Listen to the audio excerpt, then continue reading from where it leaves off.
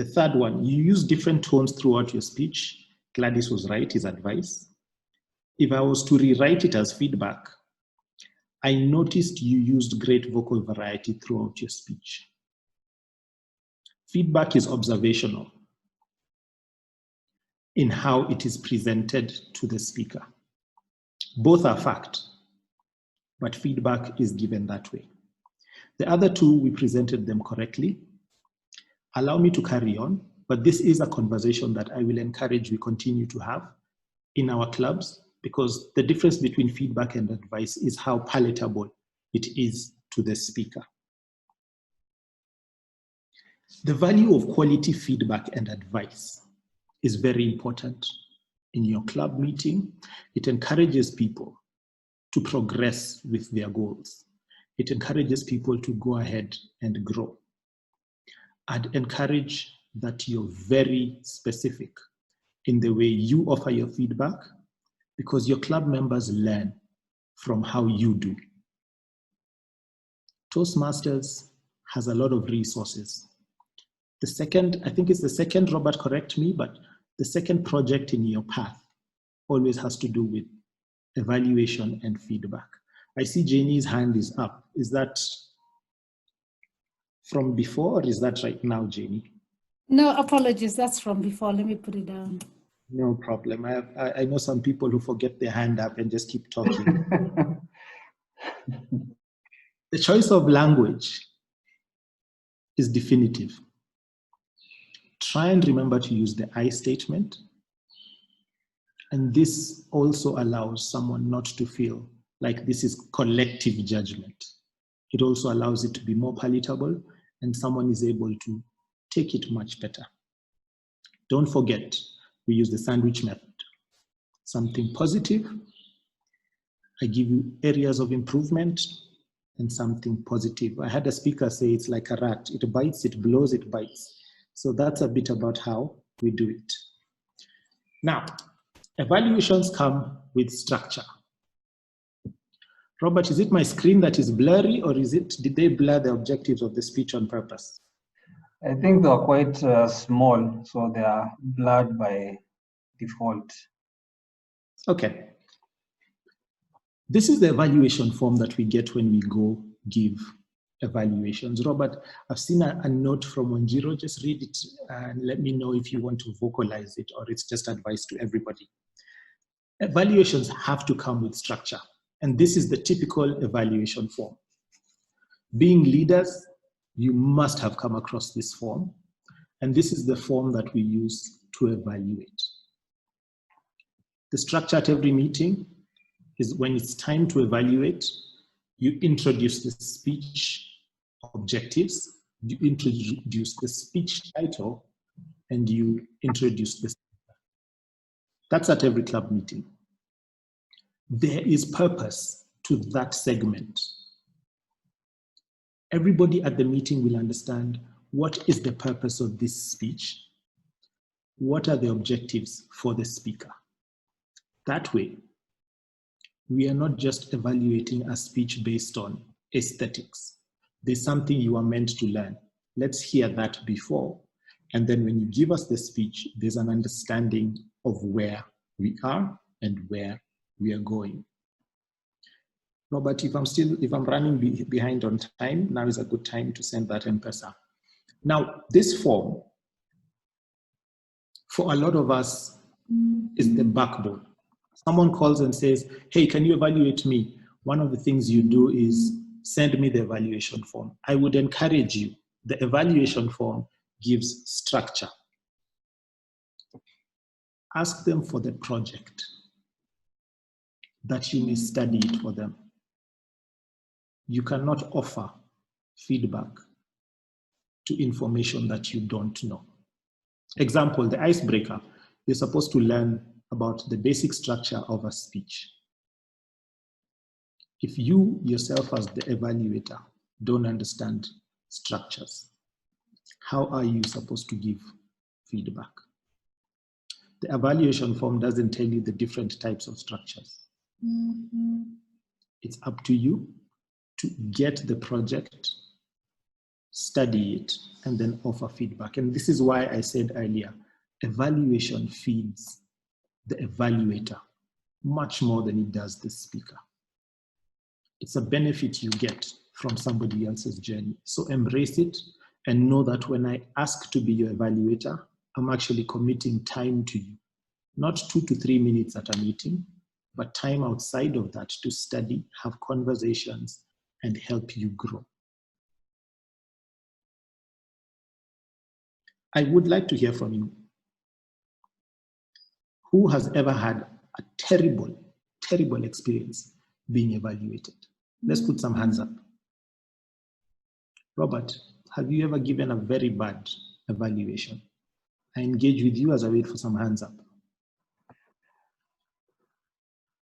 No, not as far as I know. But maybe my tone is usually too pleasant, so the boundary between advice and feedback becomes blurred too much. Stay with me. Not have you ever given, but have you ever been given? Oh, okay. Sorry. I misheard. I don't believe I have. Maybe after a meeting where a member was commenting on my speech, and this was very early in my Toastmaster journey, when they said, yeah, it was great, but something was off. I felt that felt a bit demotivating, because it was not specific and it did not give me an area to work on.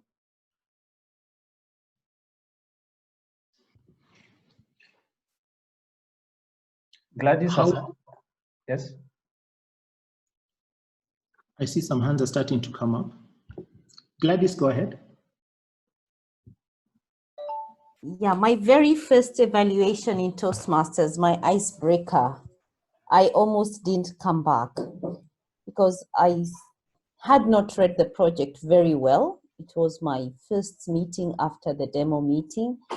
And I talked about sundown and sunset and waking up to the birds chirping. And the evaluator said, unless you're a bird, I don't think we learned anything about you. I felt so offended. I felt like they didn't even realize that that's what made me want to speak, tell the stories about sunset and sunrise.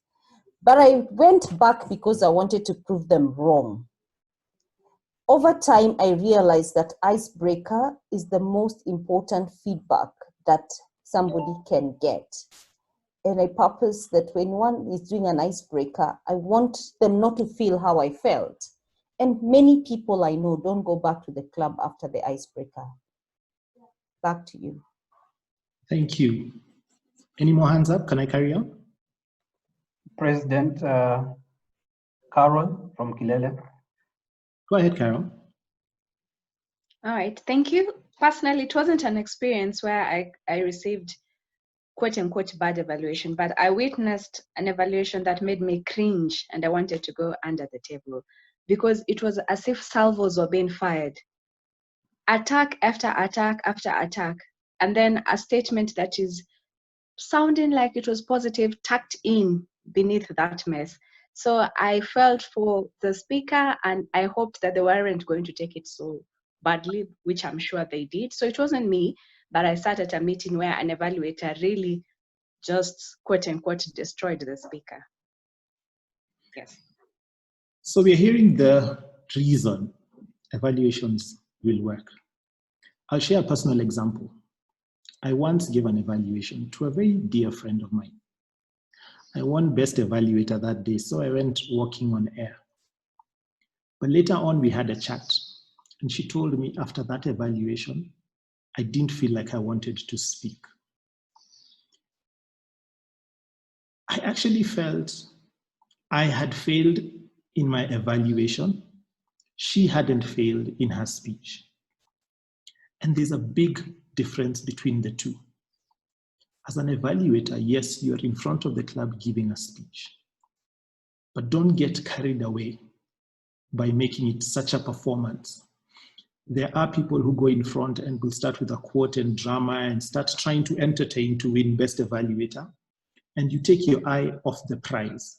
The prize here is the growth of the speaker. If you want to do all that, book a speaking role, go ahead and speak and entertain us and use all the tricks you can to speak. But never lose sight of why you're there. You're there to grow your speaker. And so offer your focus to their growth, their attitude as they receive it, and also their body language in the way that you've delivered it. That's instant feedback of whether they accepted it. I had failed. That day I sat down and I looked and I thought, what can I do to be better? And I realized I need to tone down my evaluations. Remember why I'm evaluating, and that changed the way I do evaluations. Since then, I actually take the project, do it, and I advise this to many of my speakers. If you're doing your icebreaker, don't tell the speaker about body language. That's a project that's yet to come. But the only way I'll know that is by looking at the speaker, having a chat and seeing, oh, these are the projects you've gone through in the past. Okay, so now I can speak to you about speech structure because you're on your second speech, but I won't really go into vocal variety. Even if I mention it, that's not one of the areas you'll improve. You'll improve when you get there on your path. The form is valuable because it allows you to understand the objectives, and it standardizes the criteria you're supposed to judge, and it also guides you through the sandwich method of delivery. At your club, there will be obstacles to great evaluations, whether for you or for your membership. I'd like to hear some voices. What are some obstacles at club level to giving good evaluations? I'd love to see some hands up.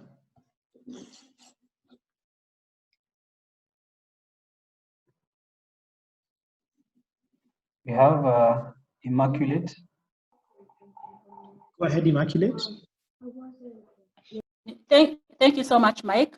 What I've learned, which is very important from you today, you need to get the project of the person you're evaluating. Because what I usually see, people taking up evaluation roles just in a moment, maybe 2 minutes to time, or because somebody didn't show up. And I think that is not doing justice based on what I've heard.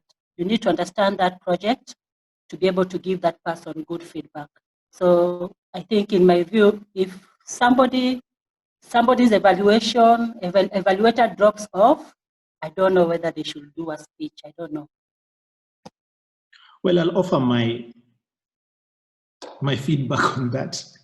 I think there's a place for experienced evaluators who will allow a speaker to still progress, even if the evaluator has dropped off. But what I hear from you is that one of the obstacles is time.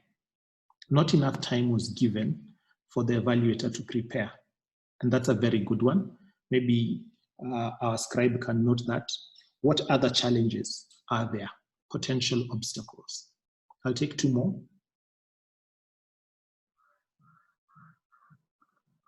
We have a comment that growth of the speaker should be at the back of each evaluation.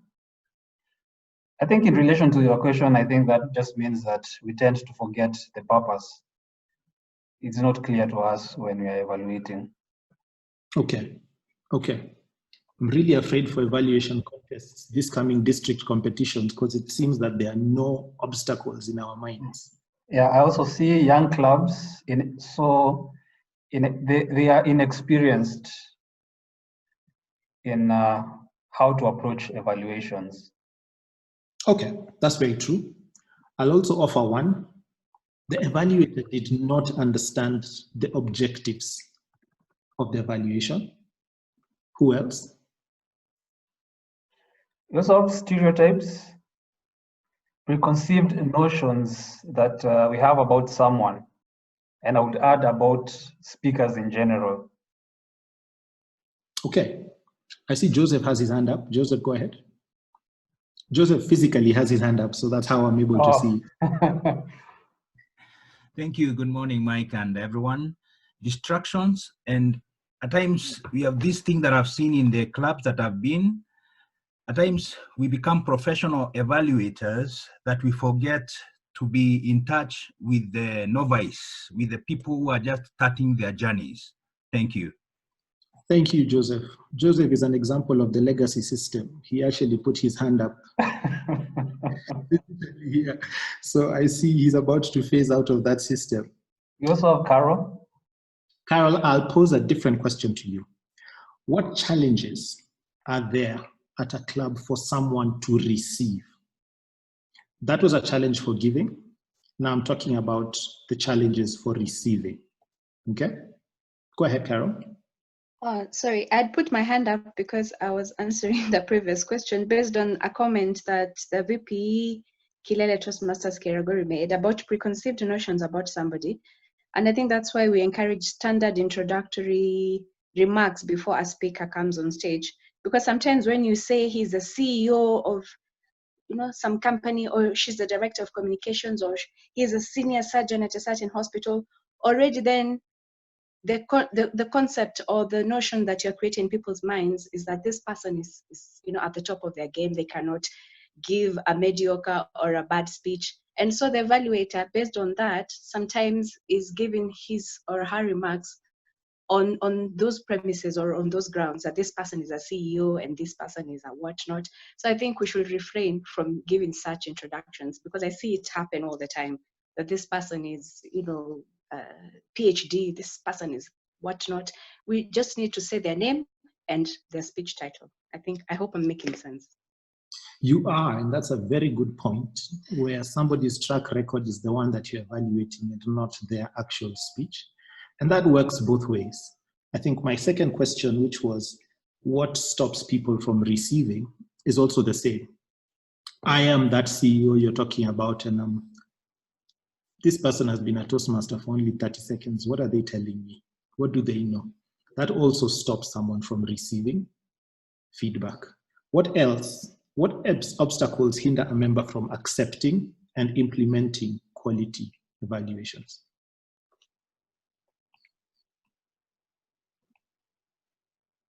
Maybe while we're waiting for a comment, I could answer. I could try to answer. I think it's just that lack of trust. Being willing to open up yourself and listen to someone else. You need to trust them. You need to trust that they have your best interest in mind. And so when you have an atmosphere where you do not know each other that well, you do not trust each other that well, it might block you from being open to feedback. We have Immaculate. Go ahead, Immaculate. Yeah. I feel also the way you start your feedback, especially if you don't know the sandwich method. If you start with something negative, and I felt like I did my best, from the time you say that word, I've already blocked. I'm not hearing you again.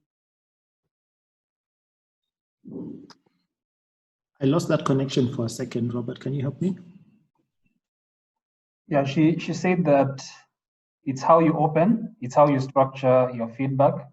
The sandwich method makes it more palatable, while if you just start with the areas of improvement and just focus on those, it becomes difficult to take. Okay, very true. And thank you for that. And I say to you leaders, why are we actually looking at potential obstacles? Because we are leaders. One of the things that we are charged with is the club environment and the members' growth. If you do have obstacles in your radar, you're able to look and overcome areas of conflict. You're able to create that environment that we have promised. We don't say magic for nothing. Each and every one of those steps of the magic formula exists in the club. Evaluation will help you look through in a structured manner and create that space within your club. So every so often when you don't have a role of an evaluator, as a leader in the club, look and ask yourself, are there obstacles within this club environment that I can influence to make it a better experience for my members? This here is just an example. You will be able to download the notes and understand how to do that. Identify obstacles. We visit other clubs a lot. My challenge to you is also offer your advice, your feedback to the club leadership. When we started Almasi Toastmasters Club, a lot of people would actually, the members would speak, and we, the seasoned Toastmasters, were the ones who were evaluating just in the first few weeks. What I remember was that the members got so intimidated that they did not want to evaluate because of the quality of evaluations the icebreakers were receiving. Being cognizant of your audience helps you also realize that you need to mix it. Don't put pressure for someone to give the best evaluation compared to you. Let them give the best evaluation compared to their previous evaluation. Let them grow at their space. Like I said earlier, evaluations don't just exist for 2 to 3 minutes. There is a formula. How do you grow this person and offer maximum value? And that's what we want to explore now. As an evaluator, you're coaching someone through a project. And it's very clear the difference between coaching and mentoring. I hope. But as a coach, there's a 4-step method that Toastmasters teaches us, recommends to us, that helps you be able to action an effective evaluation. The steps are identify and define goals or areas of improvement within the speech or the project. Then define the strategies to reach those goals. Then establish a timeline to measure the success of that strategy, but follow up, always follow up. So it forms the acronym IDEA: identify, define strategy, establish, and always follow up. So we're going to do an example very quickly.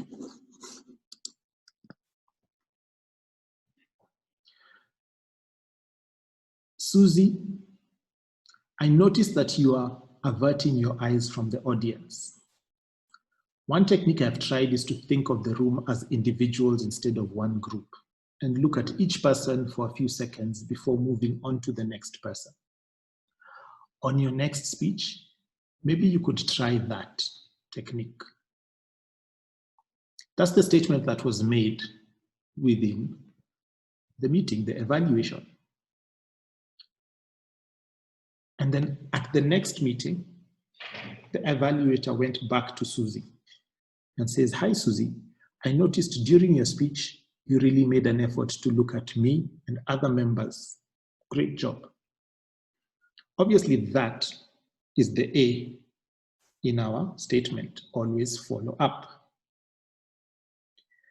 But this statement shows the whole process, identifying and define goals and areas of improvement. Susie, I noticed that you are averting your eyes from the audience. That is the area of improvement. One technique I have tried is to think of the room as individuals instead of a group. That is a strategy to overcome that. On your next speech, maybe you could try that technique. We have a timeline there. The next speech. I think this allows us to understand this process. I challenge you to look at different scenarios. If you have your phone, just take a picture and try and test yourself based on this scenario. I observed that your hands were in your pockets during the majority of the speech. How do we break this up? Have you guys taken the picture?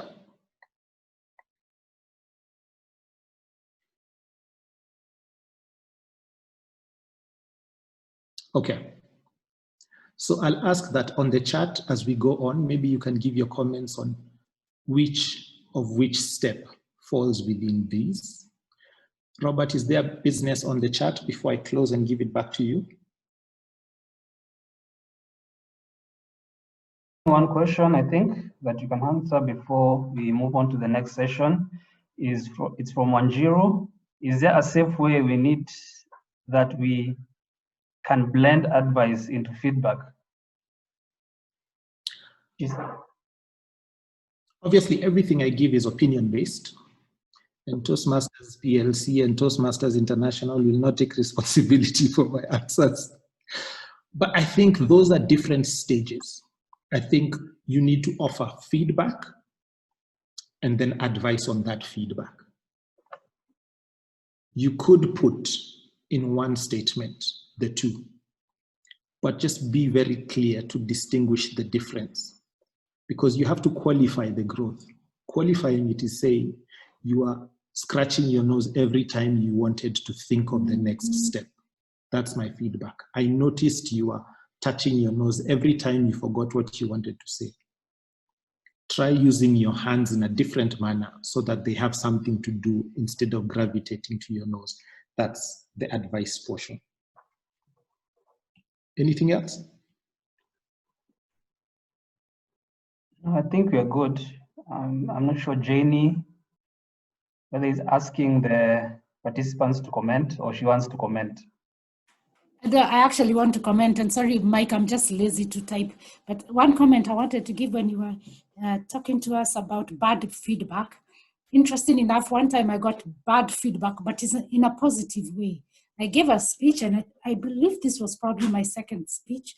And the Toastmaster who evaluated me went on and on about this was good, that was good, and no recommendations to improve, nothing. So, you know, I felt when he started to give his feedback, of course, I was feeling good. Okay, I did this right. My gestures were good. But now there was nothing for me to improve. And especially because personally, I know my weaknesses. I knew my weaknesses. And that's why I joined Toastmasters. I knew there are so many areas I needed to improve. So I was so surprised and disappointed that I was not given anything to work on. Yet I knew I needed to really work hard to improve. Thank you. Thank you, Janie. Thank you very much. And that's an experience we can all get from. I'll encourage you to understand the difference, because that allows you to exercise the differences. Evaluation can actually see your professional life grow. It's at the heart of how you treat people. I'll ask that you evaluate me with the sandwich method. And back to you, Mr. Facilitator. Thank you. Thank you very much,